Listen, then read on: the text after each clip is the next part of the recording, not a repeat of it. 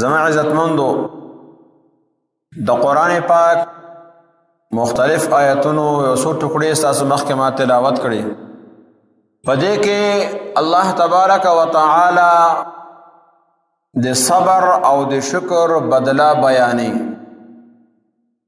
ځکه چې د دنیا کې انسان ته دک او رنج هم رسی او په دې دنیا کې د منې آرام او خوشحالي هم راځي. په دې دنیا کې انسان منې غم هم راځي او په دې دنیا کې انسان منې خادي هم راځي. په دې دنیا کې انسان منې کله ښه حالات راځي کله بد حالات راځي، کله دې خوشګوار وي د موډ او کله چې کوم دې ناخوشګوار وي، کله تلخي وي کله چې کوم دې هغه نرمي وي. دا ټول د الله دی طرف نه دی. نو الله تبارک و تعالی چې کله باندې حالات راولي ښه حالات وي په دې باندې شکر ادا کړي، او کله باندې بیماریان راغلي د قرضو کې اخته شو، د باندې بیماریان مصیبتونه راغلل په دې باندې صبر وکړي، نو دواړو کې الله تبارک و تعالی دل اجر مقرر کړی دی. اسلامی تعلیمات و ترغیب نبی کریم صلی الله علیه وسلم دغه را کړی چې انسان د مسلمان بنده هر وخت کې تعلق الله تبارک و تعالی سره پکار دی. خوشحالي وي بیا هم در تعلق الله سره وي، او هغه غم دی بیا هم در تعلق الله سره وي.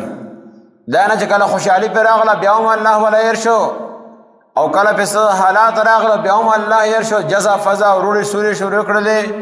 دواړه الله تبارک و تعالی تناخخ دي. ښه حالاتو کې د الله شکر ادا کول او سختو کې د الله تبارک و تعالی چې کوم د باندې راوي شری باغې باندې صبر کول، دواړو کې الله تبارک و تعالی اجر ورکړي. نبی کریم صلی الله علیه وسلم یو حدیث تاسو مخکې ما تلاوت کو. نبی علیه السلام ارشاد فرمایو عجبا لامر المؤمن، د مؤمن بنده دا معامله عجیبه ده. ان امره كله له خیر، د هر معاملې کې الله د خیر خدي. وليس لذلك لاحد الا للمؤمن، او دا کار صرف الله تبارک و تعالی مؤمن د پاره دا ورکړی دا، کافر د پاره دا نشته دی، بل یو مذهب ول پاره دا نشته دی. دا صرف الله تبارک و تعالی مؤمنان له دا مقام ورکړ دی. ان اصابته سراء شکر، کله تاسو خوشحالي ورسی نو دې الله شکر ادا کی. الله ستا شکر دی صحت دې راکو، الله ستا شکر دی کور دې راکو، الله ستا شکر دی طاقت دې راکو، الله ستا شکر دې مال دې راکو، الله ستا شکر دې گاډي دې راکو، الله ستا شکر دې اولاد دې راکو،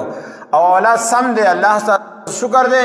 مال دې چاته محتاج کړي نه په دې باندې الله تبارک و تعالی شکر ادا کی. فکان خیر له ردا دل پاره غوړه ده،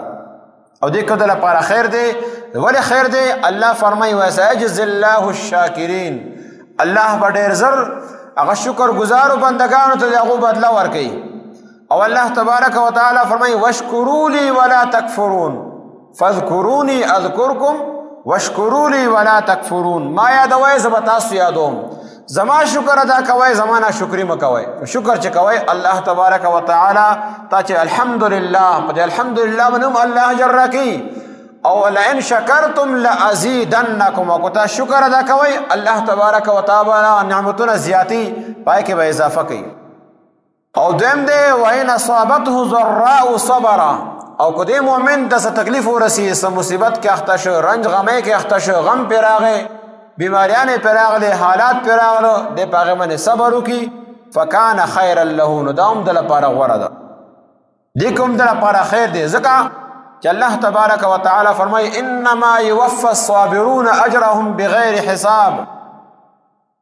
د صبر خو درې قسمونه دي، بار بار ما بیان کړی دي. صبر علی الطاعات، او صبر عن المعصیات چې معصیت نه سره ځان منې کی، او په نیکو باندې چې کوم دی هغه دایمي هغه اختیار کی.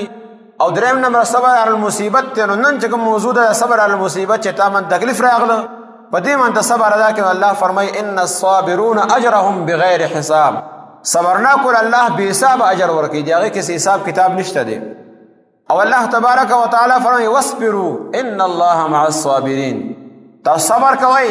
بشک الله تبارک و تعالی صبر کوونکو سره دی. او نبی کریم صلی الله علیه وسلم فرمائی یقول الله تبارک وتعالی الله تبارک وتعالی فرمائی یا ابن آدم ان صبرت واحتسبت عند الصدمة الأولى لم أرض لك ثوابا دون الجنة. اے د ادم زیا کتا صبر کو او تا د چاول سر رقم تکلیف ورسید هغه ټیم کې تا صبر کو ورسره بیا سره صبر کوي. یو سړی کور غم شو او دا هغه ټیم کې صبر کو. یو سړی باندې حالات راغلو ابتدایي حالاتو کې ضروري ونه ولي مګر د صبر کو نو الله تبارک وتعالى فرمای لم ارض لك ثوابا دون الجنه. جنت ته علاوه بل شي باندې ناراضي کې بدل و جنت راکوم. گویا د صبر بدلا هغه جنت ته صبر بدلا الله تبارک وتعالى به حساب راکي. د صبر بدلا الله تبارک وتعالى ډیر زیات راکي. او نبی کریم صلی الله علیه وسلم فرمای فالمؤمن یوجر فی کل امره. مومن چې کم کار کوي الله تبارک وتعالى دله په اجر ورکي کم نیک عمل چی حتی فی اللقمه يرفعها الى في امراته تر دې پورې چې کړي او لقمه کې دغه کتنه په خوراکنه او خپل بیبي خلی کې ورکړه دې منم الله تبارک وتعالى دل اجر ورکي. الطاعم الشاکر بمنزله الصائم الشاکر. او کوم سړی چې خلق من ډوړې خوري او په الله شکر بیا ادا کوي دې داسې دې گویا چې د روزنې والله او په غیمه شکر ادا کړ شکر الله تبارک وتعالى ادا کو. نو صبر او شکر دا د زړه سره تعلق ساتي دا د روحاني صفات دي دا مون لفظان کې راوښل پکار دي. دې من الله تبارک وتعالى جنت راکي په دې من الله تبارک وتعالى خوشاليږي. صحابي اسامه بن زید فرمایي چې د نبی کریم صلی الله علیه وسلم یو نسې د زینب رضی الله تعالی عنها زوی هغه نه جوړو او اخیری حالاتو کې چې هغه دنیا نه تلو والو. نو زینب رضی الله تعالی عنها نبی کریم صلی الله علیه وسلم ته خط لیکو او جواب یې ورته ان ابن لی قبض فاتنا چې زما یو زوی چې کوم دی وفات کېدو والی ته زموږ خواته راشه. نبی علیه الصلاة والسلام فارسل یقرأ السلام سلام ورته ولیکو چې زما بچی ته باندې سلام وي او بیا ورته یقول ان لله ما اخذ وله ما اعطى چې دا د الله تبارک وتعالى دی څه چې هغه شرا کړ دی څه چې واغسل هغه هم دی هغه کوم چې را کړ دی دا هم دی الله تبارک وتعالى دی. دا بچی را کړی هم الله واغستو هغه په دې باندې ته ناشکري مه کوه. کل عنده باجل مسمى او د هر شي الله تبارک وتعالى څخه ټیم مقرر دی. چاله په وړوکوالي کې پیدا شي ساه او ساه واخلي وفات شي او څوک چې کوم دی کال دو ژوندی بیا وفات شي او چاله عمر ډیر ورکي منکم من يتوفى چې بعضې هغه دي چې هغه د بوډاوال نه مخکې وفات شي او بعضې هغه دي ولتبلغوا شيوخا چې شیوخت حالت ته تاسو چې کوم دی هغه بوډاوالي حالت ته بعضې پکې ورسي. نو دا د لپاره الله تبارک وتعالى ټیم مقرر کړ دی فلتصبر وليحتسب. زما لوري ته صبر کوه او الله تبارک وتعالى د ثواب امید ساته. دا نبی علیه الصلاة والسلام خپل بنسې وفات کیږي خپل لور ته دا جواب لیږي. هغه بیا جواب ولېږو چې یا رسول الله ستا د قسم وي ته موږ څخه راشه. نو نبی کریم صلی الله علیه وسلم پاسېدو وسره سعد رضی الله تعالی عنه سعد بن عباده معاذ بن جبل رضی الله تعالی عنه ابی بن کعب رضی الله تعالی عنه زید بن ثابت رضی الله تعالی عنه نور صحابه کرام دا پاسېدل او نبی علیه الصلاة والسلام سره روان شلو. نو نبی کریم صلی الله علیه وسلم چې کله ته ورسېدو هغه ماشوم جوړه کې واغستو او داسې هار کې یتقعقعو چې دی هغه ساه وتو والو ففاضت عیناه. نو د نبی کریم صلی الله علیه وسلم د سترګو مبارکونه هغه اوښکې تاوشلې. سعد رضی الله تعالی عنه یا رسول الله ما هذا اے د الله رسوله دا څه دي ستا خو مې د سترګو نه اوښکې بهیږي. نو نبی کریم صلی الله علیه وسلم ارشاد فرمایو هذه رحمة جعلها الله في قلوب عباده فإنما يرحم الله من عباده الرحماء. دا رحمت ته زړه کې دننه یو مینه پته ده یو رحمت ته چې دا الله تبارک وتعالى د خلقو په زړونو کې دننه ایښې ده. او بیا ارشاد فرمایو چې الله خپل بندگانو کې هغه خلقو باندې رحم کوي چې چا زړه کې دننه رحم پروت وي. چا زړه سخت دی په هغه من الله رحم نه کوي. چا زړه کې دننه نرموالی وي زړه کې دننه رحمت پروت دی هغه من الله تبارک وتعالى هغه رحم کوي. لہذا ما دا اوښکې چې وبهېدې دا ځکه چې زړه کې دننه رحمت او بچي ته جمع وکتله نو هغې د وجې نه اوښکې زما د سترګو نه توی شته. نو معلومه دا شتله که یو کور کې یو فوتګي وشتله بچی وفات شو والدین وفات شلو بل څوک وفات شلو او د ده د سترګو نه رور وفات شو مور وفات شله سترګو نه اوښکې بهېږي دا رحمت دی. خامخا زړه چې کوم دی هغه غمجن وي. نبي علیه الصلاة والسلام زوی ابراهیم وفات شو او نبی کریم صلی الله علیه وسلم د سترګو نه اوښکې بهېدې. انا بک لمحزونون یا ابراهیم، ابراهیم ستا یو موږ چې کوم دی خفه یو، سترګو نه اوښکې بهېږي، دا رحمت دی. لیکن داسې چې بیا روړي وول چې بار نه زنانه راځي ورته نه کېږي اسمانه به روړي وي، دا روړي وول خپل ویښته راښکل خپلې کپړې سرول جزفه ده چې کومې ته ویلی کېږي دین الله تبارک وتعالی هغه منع کړې ده. دغه شانته یو صحابي معاذ رضی الله تعالی عنه د هغه یو زوی وفات شو، نو نبی کریم صلی الله علیه وسلم هغه ته خط ولیکو او خط کې ورته دا ولیکل د یمن کې و بسم الله الرحمن الرحیم من محمد رسول الله الى معاذ بن جبل. دا د محمد رسول الله طرف نه دا خط دی او معاذ بن جبل طرف ته دا ما لیکلی دی سلام علیک تا باندې سلام وي. بیا ارشاد فرمایي فانی احمد الیک الله الذي لا اله الا هو، زه د الله هغه ذات تعریف کوم ستا مخکې چې هغه نه سوا بل څوک د بندګۍ لایق نشته. اما بعد فاعظم الله لك الاجر والهمك الصبر ورزقنا واياك الشكر. الله دې تعالی په دې باندې اجر راکړي، ستا بچی وفات شو او الله تبارک وتعالی دې تا په زړه کې صبر واچي. او بیا ارشاد فرمایي ورزقنا واياك الشكر، الله دې مال او تعالی دې شکر هغه توفیق نصیب کړي. فإن أنفسنا وأموالنا وأهلنا من مواهب الله الهنيئة، زمونږ خپل ځان، زمونږ اولاد، زمونږ مالونه، زمونږ اهل و عیال دا د الله امانت ته چې الله موږ له امانت راکړی دی. وعواريه المستودعه، او دا موږ څخه امانت هغه ایښی دی متعك الله به في غبدة وسرور وقبضه منك بأجر كبير.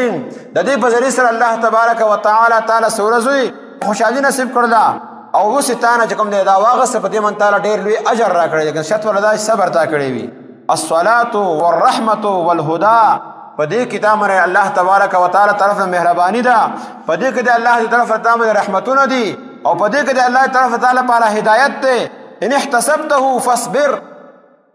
ان احتسبته فاصبر، کته د الله امید ساتي د ثواب نو په صبر وکا.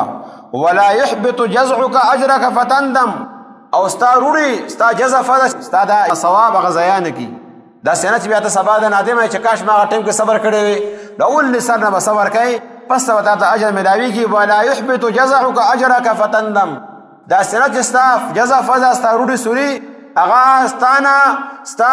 اعمال چې کوم دی هغه ضایع کړي، ستا اجر ضایع کړي. فتندم، او بیا ته نادم یې صداق پیمانه. واعلم، دا من پوه شه ان الجزع لا يرد ميتا، دا روړي وول دا غمړې واپس نه راولي چې د سره به دا مړې واپس راشي. ولا يدفع حزنا، او نه تا نه دا روړي وول چې کوم دی هغه دا غم لرې کولی شي. وما هو نازل فکان قد والسلام، او کوم چې کار راتلو والا او نازلېدو والا هغه وشو، لہذا اخر کې سلام ورته ولیکو. نو دې کې نبی کریم صلی الله علیه وسلم ارشاد فرمایو چې صبر کوه، تعالی به الله تبارک وتعالی په دې باندې اجر راکړي. او که تا روړي وولي دا روړي مړې واپس نشي راویشتې، دا روړي چې کوم تا وولي دې سره چې کوم دی هغه ستا اعمال هغه ضایع کېږي، سبب یې ته دې باندې پیمانه، لہذا صبر کوه. نو د صبر تاکید ورته نبی کریم صلی الله علیه وسلم ارشاد وکړو. نو دې کې اشاره ده دې طرف ته الذین اذا اصابتهم مصیبه، هغه خلک چې هغو باندې څه تکلیف راشي نو هغه سوي انا لله و انا الیه راجعون، چې مونږه د الله لپاره او د الله طرف ته واپس کېږو. نو الله د هغو بیا اولئک علیهم صلوات من ربهم ورحمه، دا خلق چې کوم دی دو لپاره دو باندې د الله د طرف نه رحمتونه دي، الله دو لپاره مغفرت مقرر کړی دی. او دغه خلق چې کوم دی دو لپاره الله تبارک وتعالی اجر مقرر کړی دی. او دغه خلق چې کوم دی هم المهتدون، دا کامیاب دي، دا هدایت یافته دي. دې ته قرآن پاک آیت ته هغه آیت الفاظ نبی کریم صلی الله علیه وسلم په خط کې ولیکل. ارشاد یې فرمایي الصلاة والرحمة والهدى، چې دې مصیبت په ټیم کې که تا صبر وکړو نو تا باندې چې کوم دی د الله طرف نه هغه رحمتونه ورېږي، په تا باندې د الله طرف نه مغفرت به راځي، او تا باندې د الله طرف نه هدایت به تا ته میلاږي. اولئک هم المهتدون، نو صبر سره دا دریش اجرونه میلاویږي، مغفرت او رحمت او دې سره سره د الله طرف نه هدایت. الله بیا زړه کې اچي. نو د دې وجې نه کوم حالات چې انسان باندې راشي نو هغه بیا پکې روړي وول نه دي پکار، شور شرابه نه ده پکار، بلکې الله انا لله و انا الیه راجعون صبر کول پکار دي. څو مشران دي چې چا بچی وفات شي، د چا مور پلار وفات شي، که د چا نیکه وفات شوی دی، هر چا وفات، لیکن هغه ټایم کې د کورونو کې سړی چې کوم دی هغه دومره پریشانه نه پریشانه خوا سړی باندې غم خو دې هر سړی د زه خو دې هر یو جاړي یو ګاونډي جاړي د خامخ د پلار چې مخکې بچی پروت دی هغه به جاړي یو ورور مخکې ورور پروت دی هغه به زړه جاړي بچي مخکې چې کوم دی مور پلار پراته دي یقینا د هغو زړه به جاړي او دغه وجې نه دا حکم دی چې ستا څومره قریبي رشتهدار دی هغه د جنازه وکړي ولې چې دغه ټایم کې د زړه کې هغه درد پروت دی د زړه کې چې کوم دی هغه یو درد دی یو ارمان دی چې کاش زما د مور پلار وبخښلی شي هر قسم د حالات چې ما باندې راشي زه به ځان تېر کړمه لیکن د ده مغفرت وشي دغه وجې نه جنازه وي هغه ته یې تو وکړه نو دا د دننه زړه کې یو درد پروت وي نو هغه ټایم کې دا زنانه زموږ بالخصوص ډېرې روړې وي او دا د حد نه چې کوم دی بار ته وځي او نبی کریم صلی الله علیه وسلم دو د دې نه منې کړي دي بیا خپل مړی نه پردي وړي کله چې عمره لاړې شي ورنه دا نشي نه روړې به شروع کړي یو چې راځي هغه کور کم کور چې مړی شي هلته اندازه ولګوئ چې کله د ښځو یو قافله راشي دننه شي روړې به زیاتې شي لږ ساعت وروسته هغه غلی شي بیا بله قافله راغله یو زنانه راغله بیا به روړې زیاتې شي بیا به غلی شي دا دې طرف ته اشاره ده چې دو زنانه چې دننه کېږي دو دا روړې وي او بیا پکې څوک پکې مرثیې وي څوک پکې چې دا ویښته ټکوي چاته اطلاع میلاو شي خپل ویښته راکاږي ځان ګریبانونه ټکوي د ټول نه نبي کریم صلی الله علیه وسلم منع کړې ده وایي ته صبر وکړه او چې صبر دې وکړو انما یوفی الصابرون اجرهم بغیر حساب الله تبارک وتعالی به تعالی بې حسابه د دې اجر راکوي د دې بدله به راکوي ام دردا رضی الله تعالی عنها فرمایي دردا رضی الله تعالی عنه مور ده ابو دردا رضی الله تعالی عنه بیبي دا فرمایي چې ما د نبی کریم صلی الله علیه وسلم نه واورېدل نبی علیه الصلاة والسلام ارشاد فرمایو چې الله تبارک وتعالی ارشاد فرمایو یا عیسی انی باعث من بعدک امه اے عیسی علیہ السلام د الله تبارک وتعالی فرمایل اے عیسی د تا نه وروسته امت به زرېږم اذا اصابهم ما يحبون حمد الله کله چې هغو کوم شی خوښي هغو ته هغه ورسېږي خوشحالي ورته ورسېږي د الله تعریف پکې الحمدلله به وایي وان اصابهم ما يكرهون احتسبوا وصبروا او که کوم شی دو نه غواړي هغه حالات دو منې راشي چې هغه دو زړه نه غواړي نو دو به د الله نه د ثواب امید ساتي او صبر به کوي حالانکه ولا حلم ولا عقل دو به دومره پوه هم نه دو څخه حلم برداشت به هم نه نو عیسی علیه السلام ارشاد فرمایي یا ربي کیف یکون هذا لهم ولا حلم ولا عقل ای زما ربا دو به څنګه دا حالات دو باندې راشي نه وسکه پوه دومره شته نه وسکه برداشت دو به څنګه دا حالات به دو باندې راځي نو الله تبارک وتعالی ارشاد فرمایي اعطیهم من حلمي وعلمي خپل حلم نه به دو لزه حلم ورکوم خپل علم نه به دو لزه علم ورکوم د هغې په ذریعې سره به دو صبر کوي دا لوی اجر الله تبارک وتعالی د دې امت تعریف کړی دی څنګه چې نور پیغمبرانو مخکې تعریفونه کړي دي یو تعریف د عیسی علیه السلام مخکې دا کړی دی امت را روان دی او کې به دا صفات چې کوم انبیا علیهم السلام کوم صفات موجود وو هغه به الله تبارک وتعالی دې امت له ورکوي او دا څه د وجې نه الله به خپل حلم نه حلم ورکوي او خپل علم نه به علم ورکوي دغه وجې نه دعا هم دغه چې الله ما له خپل د حلم نه حلم راکړي او ما له خپل د علم نه علم راکړي دا د انسان د مسلمان دا تعریف ته چې انبیا علیهم السلام د دې امت تعریف الله تبارک وتعالی مخکرو انبیاو ته کړی دی او یو حدیث کې دی نبی کریم صلی الله علیه وسلم ارشاد فرمایو ان العبد اذا سبقت له من الله منزله فلم يبلغها بعمله ابتلاه الله في جسده او في ماله او ولده کله چې الله تبارک وتعالی او مسلمان بنده لپاره یو اوچت مقام مقرر کړی وي کله کله او د خپل عمل دی وجنه عمل د نه شند کیږي چې دغه عمل هغه درجه ته ورسی هغه مقام ته دی ورسی الله تبارک وتعالی دغه حالات راولي حالات خپل جسم کې دویم نمبر یعنی د دمه بیماری راشي او فی ماله یا په مال کې په حالات راولي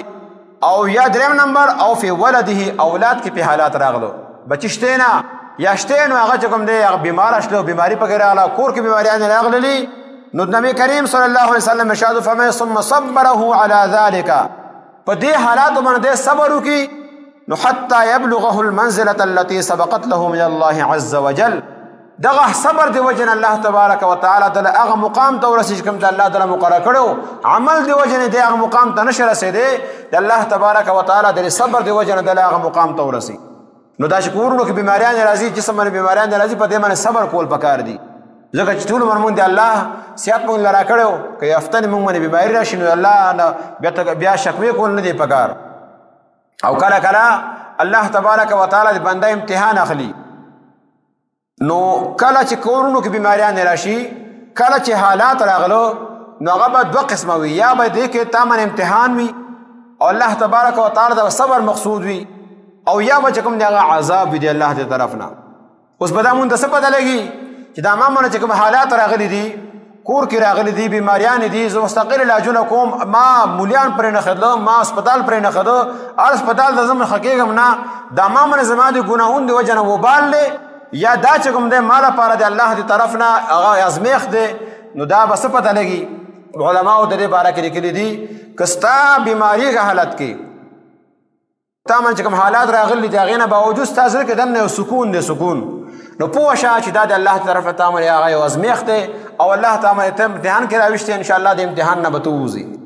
او که نه د هغې مقابلې کې دننه زړه کې سکون نشته، پریشاني ده، زړه دې خفه دی هر وخت، نو پوه شه چې دا د الله طرف نه ته په ګناه کې رانیولی شوی، د هغې د وجې نه تا ته الله دا وایي چې دا ګناه پرېږده، د دې نه بس که باز راشه. او بعضو علماو دا لیکلي دي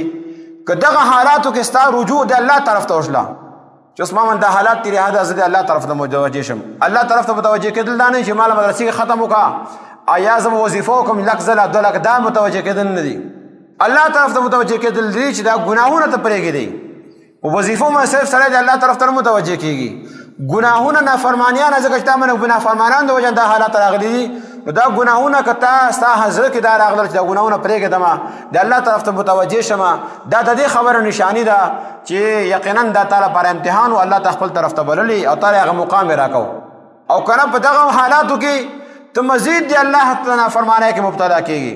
حالات تا باندې راغلي او ته نور چې کوم دغه نافرمانیانو کې ګناهونو کې اخته کېږي، دا د دې خبرې نشانه ده چې یقینا الله تبارک وتعالی تا ناراضه دی او ته عذاب کې مبتلا کړي. لہذا کله چې موږ باندې حالات راشي، موږ باندې دنیا کې هر سړي باندې حالات راځي، یا به خوشحالي وي او یا چې کوم دی هغه به غمي وي، کله انسان راحت کې وي او سکون کې وي، کله چې کوم دی غم او پریشانۍ کې وي، نو غم او پریشانۍ کې صبر کول او دا د الله طرف نه ګڼل چې دا د الله طرف نه ده، الله به یې زه بدله بې حسابه اجر راکومه. او کله چې موږ باندې ښه حالات راشي بیا د حدودو نه بعد ته نه وتلو، بیا هم د الله طرف ته متوجه کېدل او په دې باندې د الله شکر ادا کول، وسيجزي الله الشاکرین، الله به شکر گزارو ته هم ډېره لوی بدله چې کوم دی ورکوي. الله تبارک وتعالی دې موږ د عمل کولو توفیق راکړي او الله دې دا صفات مونږ کې راولي. نن دا صفات دا د الله والو صحبت کې به انسان کې راځي، دا چې دنیا ماحول کې ګرځي نو تا باندې معمولي غونې حالات راغله ته به بس پریشانه یې، څو پورې چې د نیکو خلقو صحبت کې نه کښېنې پس ته به تا ته پته لګي چې دا ماله شکر کله پکار دی، ماله صبر کله پکار دی. او که نه په دنیا حالاتو کې دنیا محفلو کې هلته خو سړی پریشانه دی. الله دې موږ له سمجھ نصیب کی او الله دې موږ له عمل کولو توفیق راکړي او الله دې موږ له قیامت پر ورځ باندې په هغو کې شامل کړي چې هغو ته بې حساب اجر ملاویږي. واخر دعوانا الحمد لله رب العالمین.